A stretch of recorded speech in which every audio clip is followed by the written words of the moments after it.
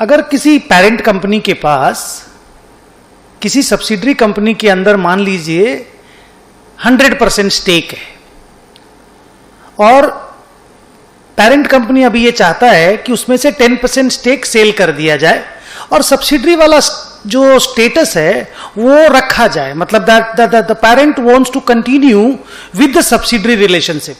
So it's only selling 10% of its stake to an outsider so that कुछ पैसे आ जाएं company के पास.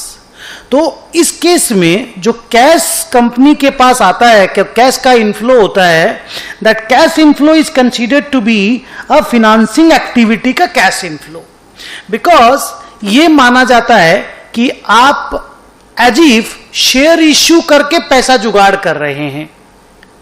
अगर आप सब्सिडरी का भी स्टेक सेल कर रहे हैं तो it is assumed to be a finance transaction, an issue of share kind of a transaction, और उसमें आपको जितना भी कैश फ्लो आता है वो आपको फिनांसिंग एक्टिविटी के अंदर में शो करना पड़ता है. लेकिन वही अगर मान लीजिए आप 100% स्टेक है आपके पास किसी सब्सिडरी में और आप पूरा 100% स्टेक डिस्पोज कर देते हो, या मान लो 90% 80% स्टेक डिस्पोज कर देते हो, and you lose the control over the subsidiary, आपका सब्सिडरी रिलेशनशिप खत्म हो जाता है. इन दैट केस जो कैश फ्लो अपने पास आएगा, that cash flow is considered to be an investing activity cash flow.